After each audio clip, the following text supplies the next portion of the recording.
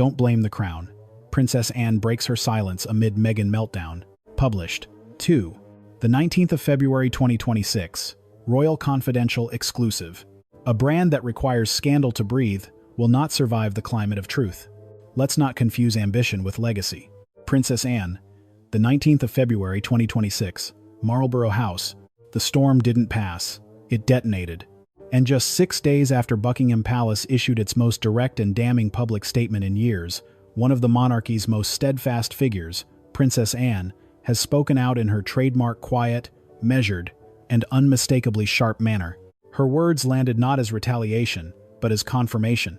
Confirmation of a breakpoint between the royal family and Meghan Markle, whose global commercial and artistic reputation has unraveled in just 10 days across 4 countries, 5 industries, and an international press corps that no longer accepts her narrative without scrutiny. Anne's tone? Unflinching. Her analysis? Surgical. Her message? The monarchy is not your scapegoat. And in doing so, she vindicated her son, Prince James of Edinburgh, whose swift crisis handling behind palace walls has earned him the unofficial title of the monarchy's silent executor. On the morning of the 19th of February 2026, during a closed-door media relations summit at Marlborough House, Princess Anne delivered what insiders now describe as the first fully unfiltered royal commentary on the Meghan crisis. Responding to a cascade of industry collapses, diplomatic bans, and veiled threats, including Meghan's February 10th video accusing the monarchy of orchestrating her downfall, Anne made no effort to conceal her disapproval. When asked about the growing number of international brands severing ties with Meghan and the "With Love Meghan" lifestyle imprint, Anne simply said, "Her brand was built on positivity and accessibility, but it could never exist without royal varnish. Novelty fades. The character stays. What we're seeing now is the unvarnished truth." She paused only briefly before adding, "Businesses invest in longevity, not disruption. A brand rooted in embellished ambition, tethered to controversy, will always rot from the inside. That's why she's been rejected.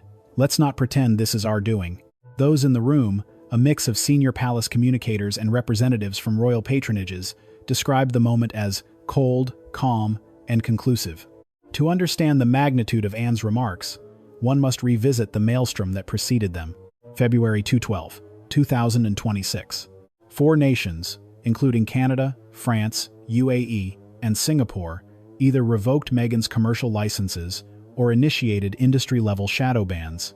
The UAE's Ministry of Culture and Economy invoked Article 9 of its Foreign Branding Act to prohibit all luxury and wellness products tied to Meghan's brand, citing political neutrality violations and offshore promotional abuses. The CRA, Canada Revenue Agency, flagged Arcueil Media for irregular disclosures and licensing failures, prompting Netflix, Canada, and CBC to formally terminate partnerships. France's Haute Autorité pour la Communication issued internal non-renewal notices to Vogue, LVMH, and Chanel, all citing reputational risk. Singapore's Tangs and Japan's Takashimaya removed all as-ever candles and fragrance lines, citing misleading heritage claims. By February 10, Meghan herself delivered a 2-minute pre-recorded message across Instagram and Spotify, alleging, "This isn't about paperwork, this is about power. A coordinated effort is unfolding from London to Dubai to Ottawa to erase me professionally, culturally, and personally. Even if it means revealing what they tried to hide, including what happened in Balearic, summer of 2016. The veiled threat exploded across royal and intelligence circles, widely interpreted as a direct reference to Prince William and as a desperate attempt to counteract her public collapse with private blackmail. Just hours after Meghan's cryptic warning, unpublished 2016 images of Prince Andrew taken aboard a private yacht near the Balearic Islands and involving foreign businessmen and shadowy NGOs were leaked online. Royal insiders noted the timing and source obscurity, but one thing was clear: they weren't William. When asked about the photos, Princess Anne's face remained still. Her words, however, sliced through the tension. "It's no surprise when old ghosts resurface. But we are not responsible for explaining what another member of this family once tried to bury." She didn't flinch. She didn't protect Andrew, but she made it abundantly clear: the crown would not absorb the sins of its exiles. Amid the chaos, the palace's operational response was immediate and precise, much of it orchestrated by Prince James, Princess Edward's only son, and a rising institutional figure known for his unshakable discretion and methodical diplomacy. Internally, James is regarded as the monarchy's crisis firewall. It was he who convened emergency press and security briefings at Lancaster House within 24 hours of Meghan's video, oversaw the public release of William's full 2016 UN itinerary, proving he was in Nairobi, not the Balearics, during the summer in question, authorized digital forensics cooperation with GCHQ, confirming that any alleged recordings or materials tied to William were fabricated or out of context, signed off on legal warning letters to Meghan's legal team on February 11, demanding retraction of all false and defamatory claims. Princess Anne, speaking privately to her communications staff, reportedly said, "James can make a scandal disappear in 48 hours, no drums, no smoke." In this first part of our exclusive series, Princess Anne's emergence offers not rage nor retaliation, but cold clarity. Her praise for James, her dismissal of Meghan's accusations, and her firm tone on Andrew's legacy all signal one thing: the royal family is no longer playing defense. It is curating distance, enforcing accountability, and trusting its next generation to lead with quiet precision. And at the center of that operation, not William, not Charles, but the rising architect of containment, Prince James of Edinburgh. What made Clause 7 so dangerous wasn't just its existence, it was its precision.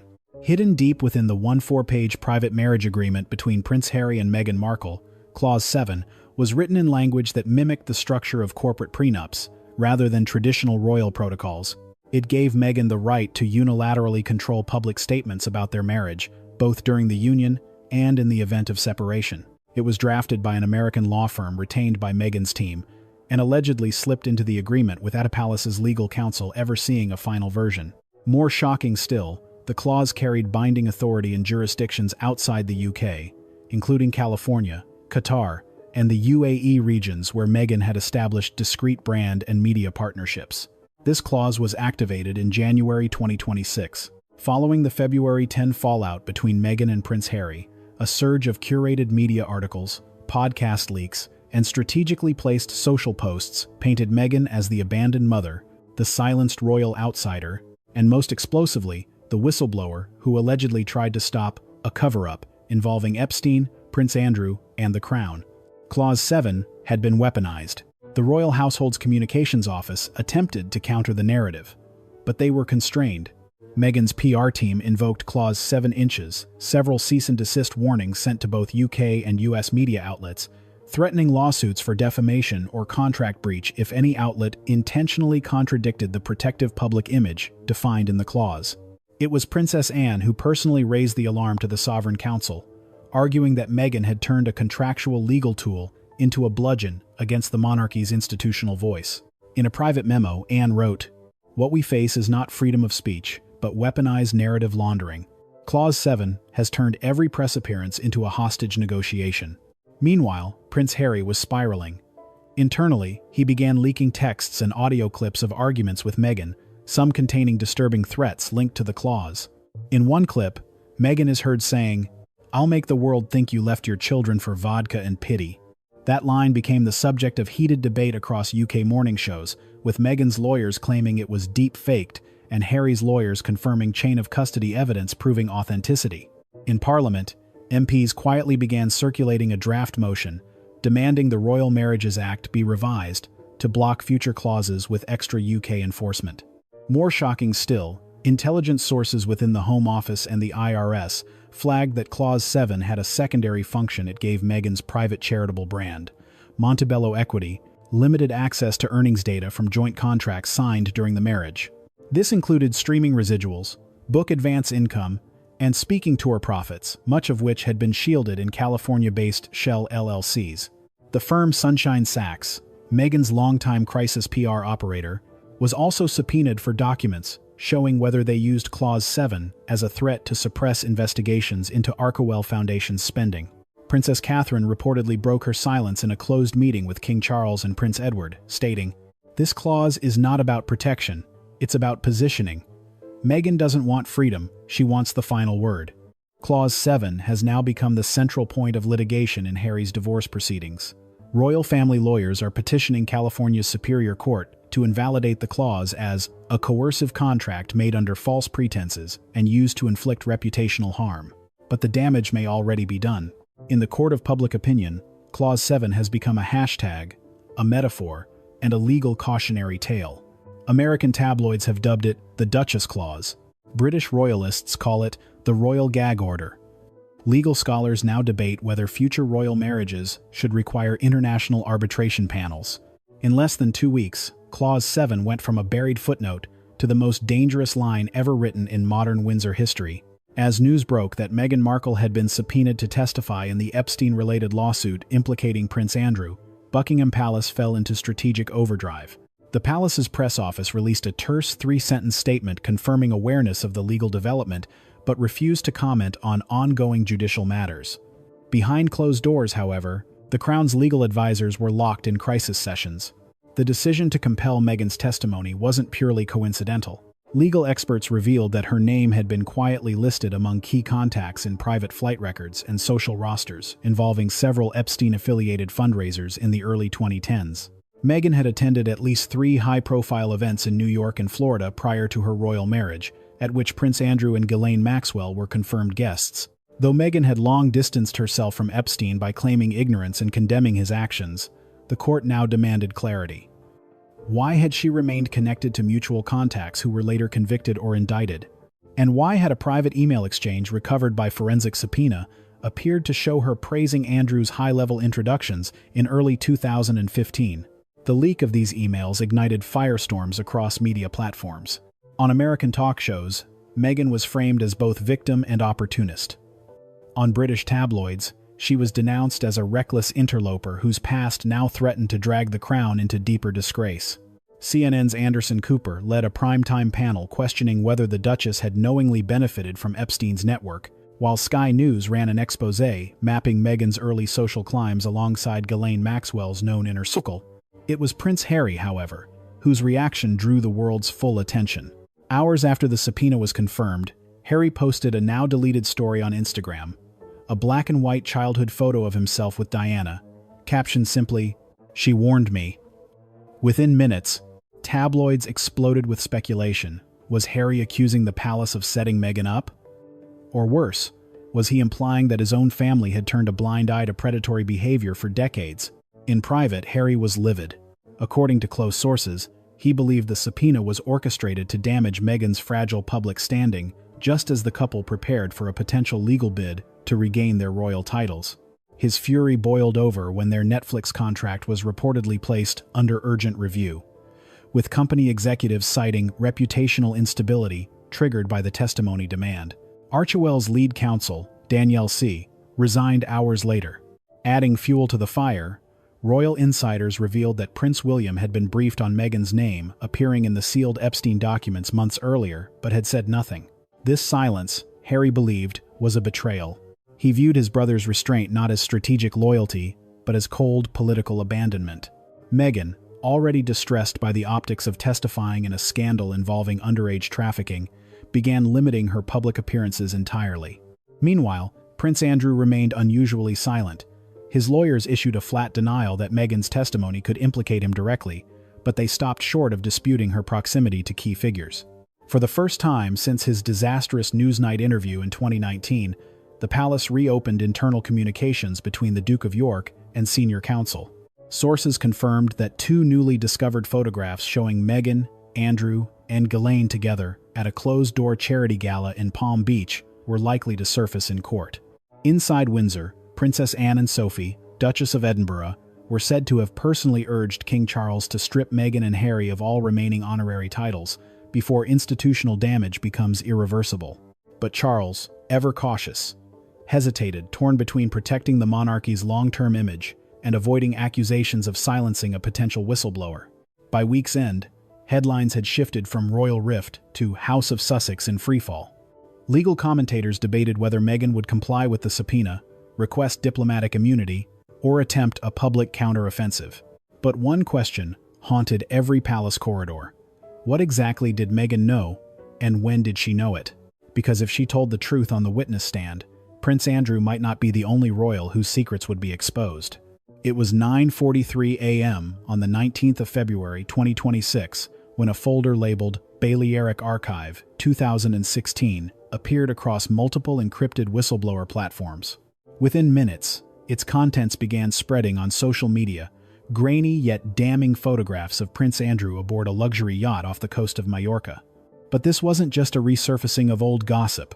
These were never-before-seen images tied directly to an obscure charitable foundation now under investigation for alleged financial crimes and illicit lobbying involving multiple foreign entities.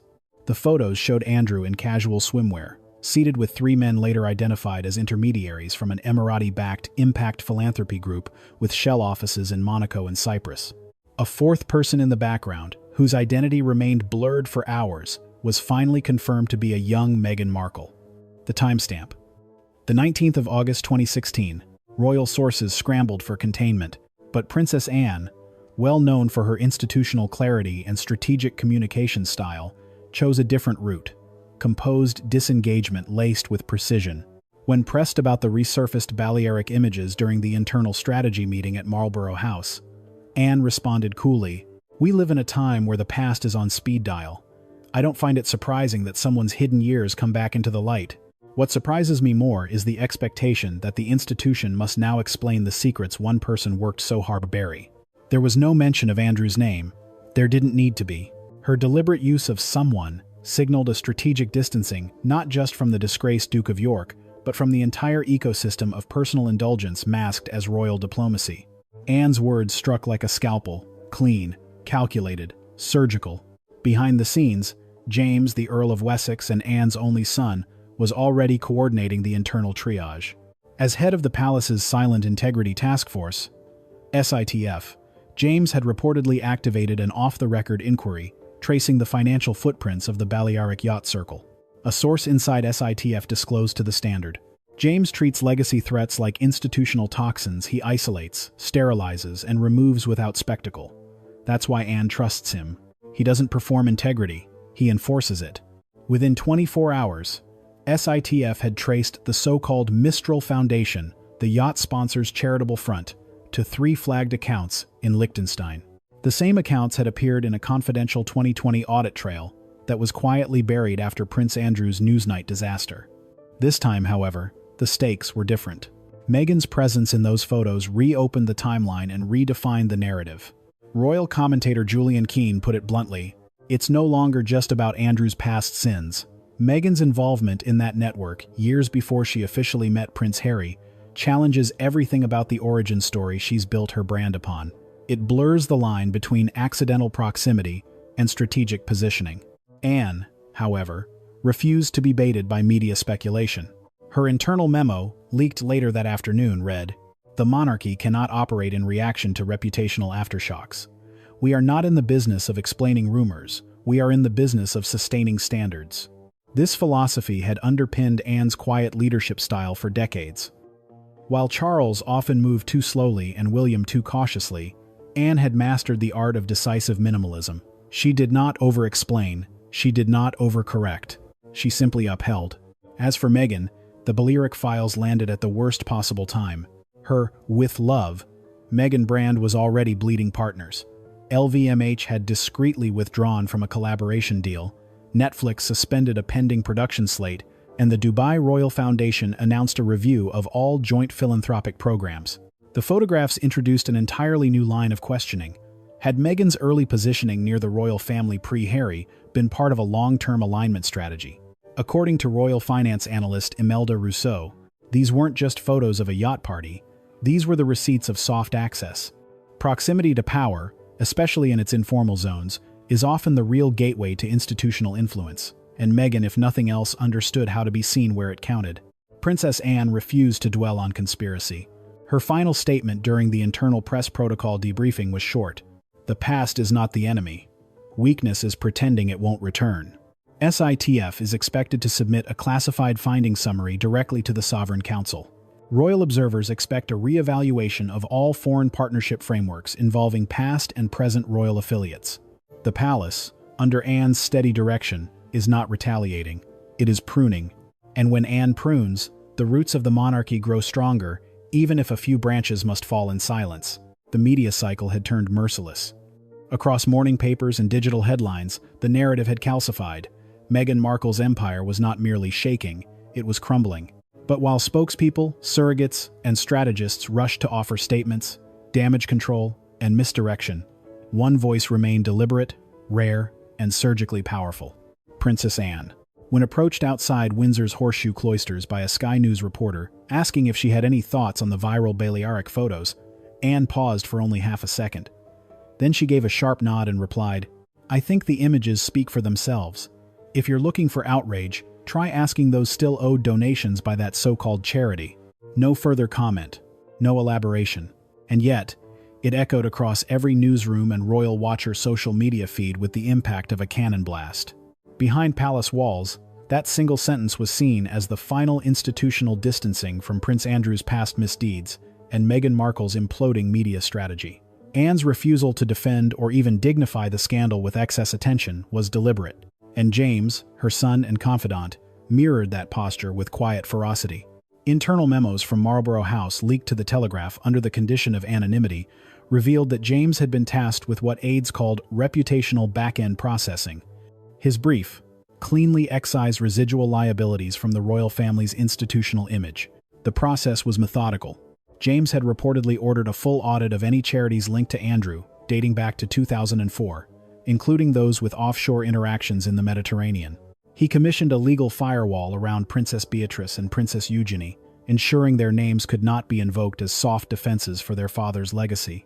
He then liaised with the Crown Communications Office to finalize a memo declaring that any member involved in unregulated cross-border charitable activity would no longer receive palace media support. One day after the Balearic images were republished, and 24 hours before a top sponsor withdrew from Meghan Markle's With Love, Meghan's sustainability series. It was strategic euthanasia, one insider said. They didn't fire a missile, they just pulled the oxygen. By this time, Meghan's brand had already endured 5 major blows. The loss of the Netflix co-production deal after failing to deliver 3 milestones from her children's animation series.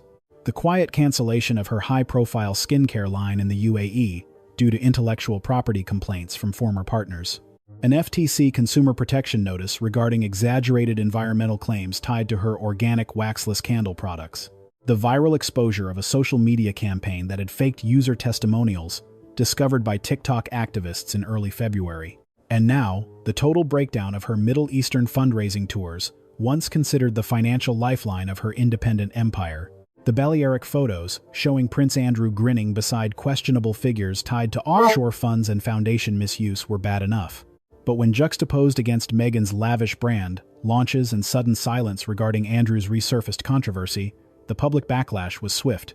She preaches integrity, sustainability, and women's empowerment, one former brand partner told the BBC, but remains silent when the very institution she leveraged is caught protecting its dirtiest secrets.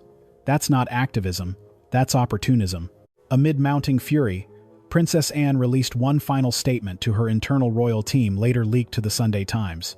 "We are not in the business of spectacle, nor will we rescue those who traded legacy for leverage. Let the record stand, and let the silence remain." That silence was not absence, it was judgment. For a woman long known for her discipline, her horses, and her uncanny ability to stay above drama, Anne had emerged once again as the monarchy's moral compass. She did not shout, she did not plead, she did not chase cameras. But when she moved, when she issued even a whisper, it carried the weight of dynastic finality. To some, it felt like a warning, to others, a cleansing. But to Meghan Markle, it felt like exile. On the morning of the 19th of February 2026, Princess Anne arrived at Windsor Court in a tailored gray suit, serene, immovable, but ready to deliver what many would later describe as the quiet sword of judgment. The Royal Communications Office had issued no pre-statement advisory, no leaked talking points. This was Anne, and Anne needed no script.